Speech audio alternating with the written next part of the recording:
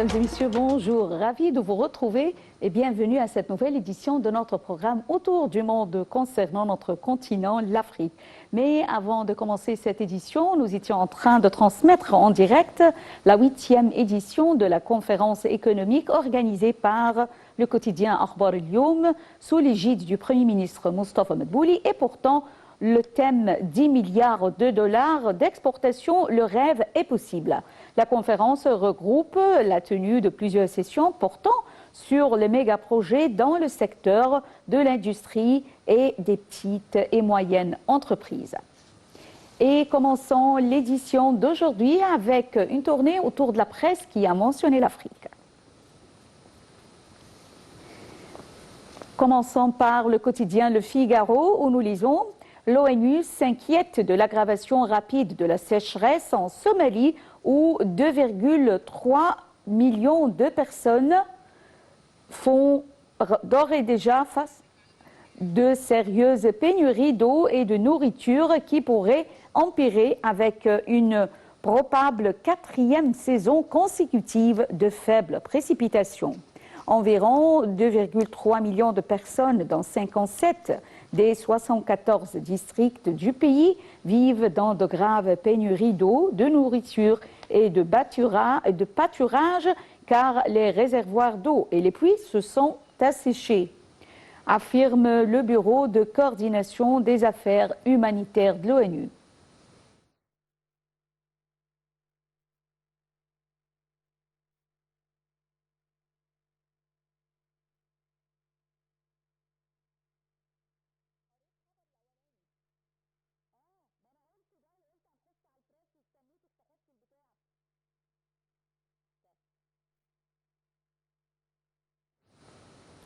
Et enchaînons notre revue de presse avec le quotidien Le Monde où nous lisons « Au Burkina Faso, un groupe de plusieurs dizaines de véhicules en provenance de la Côte d'Ivoire doit rejoindre le Niger, mais de nombreuses manifestations ont lieu sur son passage depuis plusieurs jours. Samedi, la tension est montée d'un cran entre les manifestations et soldats de l'armée française qui ont passé la nuit sur un terrain vague, alors que des manifestants tentaient de s'approcher du périmètre des soldats ont procédé à des tirs de sommation.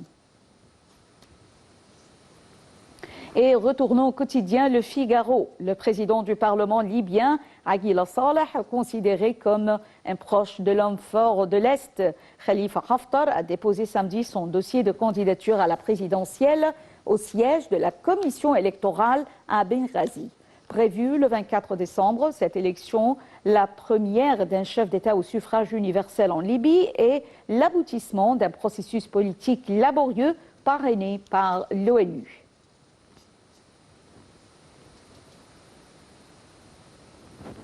Et terminons notre revue de presse concernant l'Afrique avec le Nouvel Observateur. La France restitue 26 trésors royaux d'Abomey au Bénin. Cet événement témoigne d'un changement d'air et marque le début de grandes restitutions dans le monde entier. Le retour au Bénin de ces joyaux de l'art ne s'est pas fait sans mal. Il a fallu négocier face à la dure loi de l'inaliénabilité des collections françaises.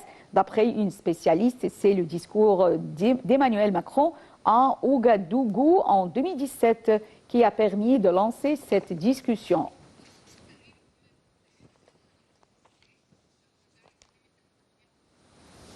L'histoire du COMESA a commencé en décembre 1994 lorsqu'il a été créé pour remplacer l'ancienne zone de commerce préférentiel ZEP qui existait depuis les premiers jours de 1981. Le COMESA, tel que défini par son traité, a été créé en tant qu'organisation de pays souverains indépendants et libres.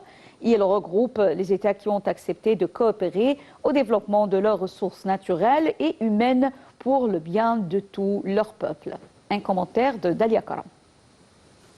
Le marché commun de l'Afrique orientale et australe, aussi connu sous son acronyme anglais COMESA, Common Market for Eastern and Southern Africa, est une organisation internationale à vocation régionale de l'Est africain, dont l'objectif est de créer une union douanière entre ses 21 pays membres. Ce marché commun, fondé en décembre 1994 pour renforcer un accord de libre-échange en place depuis 1981, regroupe une population totale de 475 millions d'habitants et a un produit intérieur brut réel total de 677 milliards de dollars américains en 2014. Le volume des transactions commerciales entre les pays membres et le reste du monde atteint annuellement 52 à 60 milliards de dollars entre 1997 et 2002. Le siège du COMESA est à Lusaka, en Zambie. Les pays membres sont Angola, Burundi, Comores, République démocratique du Congo, Djibouti, Égypte, Érythrée, Éthiopie, Kenya, Madagascar, Malawi, Maurice, Namibie, Rwanda, Seychelles, Soudan, Swaziland, Ouganda, Zambie et Zimbabwe. Lors du sommet des chefs d'État du COMESA tenu à Nairobi les 22 et 23 mai 2007, Mwai Kibaki a pris la présidence tournante de l'organisation et Robert Mugabe est devenu vice-président. Le COMESA a une large gamme d'objectifs qui inclut nécessairement dans ses priorités la promotion de la paix et de la sécurité dans la région. Cependant, en raison de l'histoire et des antécédents économiques du COMESA, son objectif principal est la formation d'une grande unité économique et commerciale capable de surmonter certains des obstacles auxquels sont confrontés les différents États. La stratégie actuelle du COMESA peut donc être résumée dans l'expression prospérité économique grâce à l'intégration régionale. Avec ses 21 États membres, une population de plus de 540 millions d'habitants et un commerce mondial de marchandises d'une valeur de 235 milliards de dollars, le COMESA constitue un marché majeur pour le commerce intérieur et extérieur. Sa superficie est impressionnante sur la carte du continent africain, couvrant une zone géographique de 12 millions de kilomètres carrés. Ses réalisations à ce jour ont été importantes. C'était donc l'appel à la prière et retournons avec cette nouvelle édition de notre programme Autour du monde. Alors, la 8e édition de la conférence économique organisée par le quotidien Akhbar El-Youm sous l'égide du Premier ministre Mostafa Medbouli et portant le thème 10 milliards de dollars d'exportation. Le rêve est possible a eu lieu il y a quelques secondes et j'ai le plaisir d'avoir avec moi en ligne Dr Passant Fahmi, experte en économie, qui va nous parler du COMESA et également de cette conférence. Bonjour, Dr Passant Fahmi. Bonjour, madame. Bonjour. Tout d'abord, veuillez nous jeter la lumière sur cette conférence, son importance et son objectif. Définitivement, la conférence est très importante. Spécialement, ça met les points sur les i, comme on dit, et ça explique à tout le monde qu'est-ce qui se passe, quels sont nos objectifs, où est-ce qu'on est là, c'est-à-dire qu'est-ce qu'on a atteint, pourquoi le succès de l'économie égyptienne est vu par le monde entier. Alors ça, c'est une conférence très importante pour non seulement l'Égypte, mais aussi le monde entier. Ils doivent savoir qu'est-ce qu'on fait exactement, comment les plans avancent, parce qu'honnêtement, le monde maintenant passe dans une période très critique, très compliquée, et il y a beaucoup de projets qui sont en place. Il y a beaucoup de, comme on appelle, des questions, aussi points d'interrogation, comment l'Égypte va avancer. Mais honnêtement, le succès que le gouvernement égyptien et le peuple égyptien tout entier a atteint est bien vu par tout le monde. Et nous avons aussi des plans très optimistes pour le futur.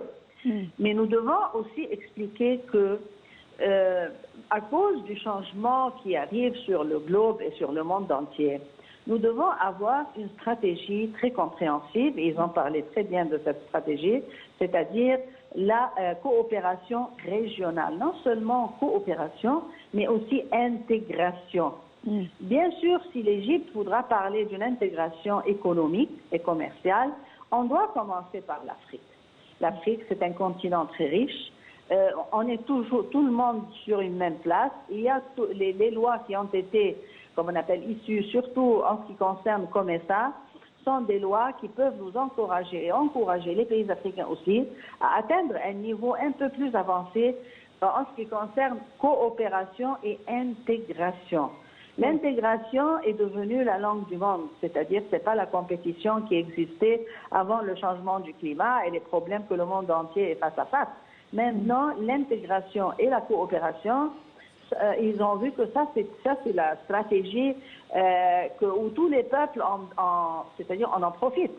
Parce que la compétition qui existait dans le passé, avec la philosophie de la globalisation, c'était une compétition inacceptable et ça a créé une grande différence entre le monde avancé et les pays pauvres. Maintenant, les pays pauvres doivent avoir leur chance, tout d'abord parce que ce sont des pays pleins de richesses, et je répète, pleins de richesses. Ils ont besoin de la technologie et du financement. Et ça existe dans le monde avancé, et aussi le financement existe dans notre région.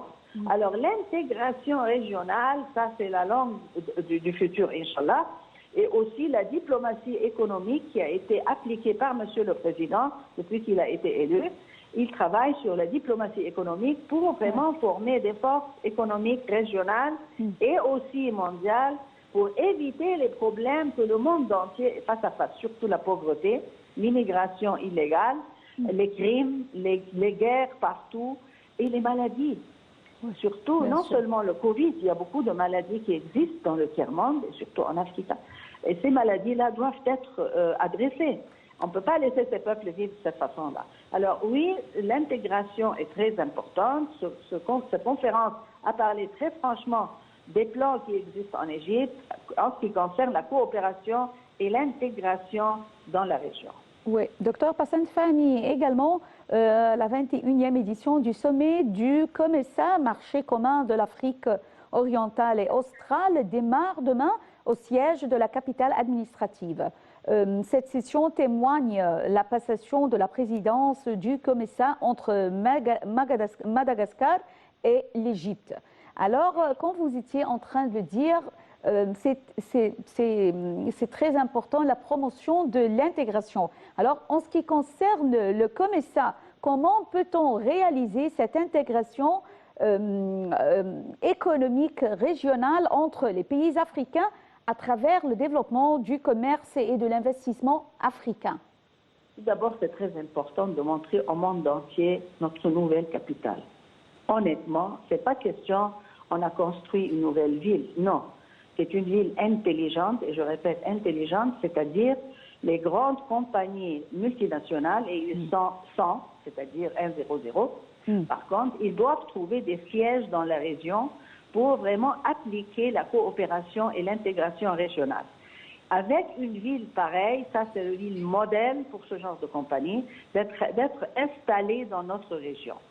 Deuxièmement, la coopération et l'intégration avec les pays, le groupe COMESA, est très importante si on applique immédiatement, comme je viens de mentionner, et ça c'est la stratégie de Monsieur le Président, la diplomatie économique, c'est-à-dire quand on reste ensemble, tout le monde doit gagner et d'une façon acceptable.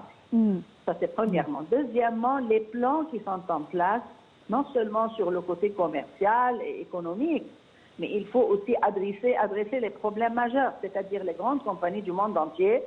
Ils prennent soin de plusieurs activités dans la société là où il existe. Même le sport. Vous voyez, Mohamed Salah, c'est Pepsico là, qui a pris soin de lui. Et regardez, c'est maintenant, machallah, un héros. Deuxièmement, nous devons comprendre tous que les compagnies qui vont aller travailler dans le groupe COMESA ou dans la région ont une responsabilité sociale. C'est-à-dire que ce n'est pas question de commerce et on va gagner. Non. Oui, on doit gagner, mais en même temps, on doit aider ces peuples-là pour avoir une vie acceptable. Alors j'espère bien dans la conférence, ils doivent discuter non seulement le côté commercial et économique, mais aussi comment ces grandes compagnies vont participer au développement social. Je répète social, parce que la stabilité et la paix sociale, c'est la stabilité des pays. N'importe quelle économie travaille pour le bien du peuple, non pour le bien de gagner de l'argent. Alors j'espère bien, je répète, que les compagnies qui vont parler demain doivent présenter comme le côté commercial et économique, comment ils vont aider les sociétés à se développer beaucoup plus vite, du côté de la santé, de l'éducation, du sport, de la culture, tout, pour développer une communauté saine. Alors, alhamdulillah, que l'Égypte a été choisie, ou Inch'Allah, nous allons faire un travail exceptionnelle parce que notre expérience a prouvé pratiquement qu'on a une expérience très positive qui a eu le succès, et tout le monde a vu ça sur le côté international. Alors, on est capable de transférer notre expérience vers les pays africains. Voilà, les pays africains. Oui.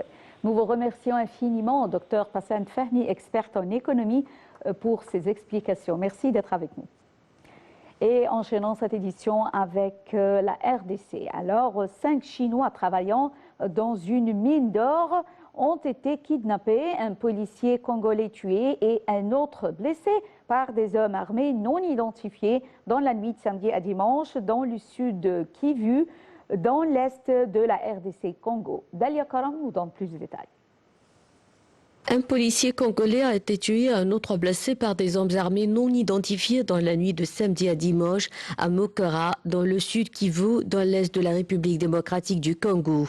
Les assaillants ont aussi kidnappé 5 ressortissants chinois. Ils travaillaient dans une exploitation minière de la compagnie Bayong Mining depuis 4 à 5 mois. 2 militaires congolais seraient aussi parmi les otages selon les autorités provinciales, alors que 9 autres personnes ont pu être évacuées selon le porte-parole de l'armée dans la région. Le major Dieudonné Kassereka, porte-parole de l'armée dans la région, a précisé que vers 2 heures du matin, le campement d'un groupe de Chinois avait été attaqué par des bandits armés à Mokora, village situé à environ 25 km de Fizi-Centre. Ils étaient 14 au total, 5 ont été emmenés par ces assaillants vers une destination inconnue. Les 9 autres ont pu être évacués en lieu sûr. L'entreprise minière visée par cette attaque était accusée par les populations de la localité de non-respect des cahiers de charges. Les populations attendent des indemnisations après la spoliation de leurs terres et les routes promises par les exploitants. Mokora est un site d'exploitation d'or. Mesdames et messieurs, nous arrivons à la fin de cette édition de notre programme Autour du monde. Mais avant de clôturer cette édition, je vous propose de suivre avec nous ce commentaire sur le Nigeria qui a abrité une exposition pop art regroupant des icônes de la culture populaire africaine et afro-américaine. Shamsnemi nous donne plus de détails. Merci et au revoir. Les icônes de la culture populaire africaine et afro-américaine mises en lumière dans une exposition pop art. La chanteuse Nina Simone, la directrice de l'Organisation mondiale du commerce Ngozi Okonjo-Iweala, ou encore l'artiste Basquiat sont les portraits que l'on peut retrouver sur les murs de cette galerie de Lagos au Nigeria. Inspiré du mouvement pop art, Fred Ebami donne de la visibilité à d'autres icônes que celles de la culture populaire américaine des années 60. Ce sont des icônes que j'ai pas justement utilisées comme ça, mais parce que leur histoire, leur impact qu'ils ont sur la société est vrai, présent, impactant et pas seulement au Nigeria, mais au dehors du Nigeria. Et je voulais leur rendre honneur, comme on rend honneur à des icônes camerounaises, à des icônes américaines, gabonaises, marocaines, whatever, dit l'artiste. Exposant pour la première fois au Nigeria, l'artiste de 45 ans, né en banlieue parisienne, vit aux États-Unis depuis de nombreuses années. Passionné de bande dessinée puis de pop art, il puise son inspiration chez d'autres artistes tels que Roy Lichtenstein, à qui il emprunte des traits et des couleurs saisissantes pour peindre les icônes qui l'inspirent. Le Yes We Can, ça vient du Yes We Can de Obama, et je l'ai changé parce que le message qu'il y a derrière cette Nothing is impossible ou rien n'est impossible, si tu mets ta passion dedans et si c'est ton rêve, tu peux y arriver et que tu trouves, tu peux arriver. Et Kenny représente ça, alors il est habillé en Mobutu. C'est ainsi que c'est fait exprès. J'ai été attirée par ce personnage qui était flamboyant, qu'on aimait et qu'on aime, et je voulais le ramener à un personnage qui aurait les mêmes caractéristiques en Afrique. Fred Ebami revisite même le célèbre tableau de Warhol, Campbell Soup Cans de 1962, en représentant le pepper soup, un plat épicé du Nigeria et du Cameroun, au lieu de la soupe à la tomate américaine. L'artiste franco-camerounais souhaite, avec le pop art, dénoncer à son tour la société consumériste, mais cette fois-ci, celle d'Afrique, en choisissant notamment d'exposer à Lagos la plus grande mégalopole d'Afrique, qui est pour lui le symbole de la société capitaliste africaine. Il souhaite également rendre hommage aux femmes noires qui subissent encore aujourd'hui des représentations stéréotypées héritées de l'époque coloniale. À côté des portraits d'Angela Davis et de Kanye West, est exposé le portrait d'une femme noire inconnue où le mot « Not your exotisme », je ne suis pas votre exotisme, sont inscrits.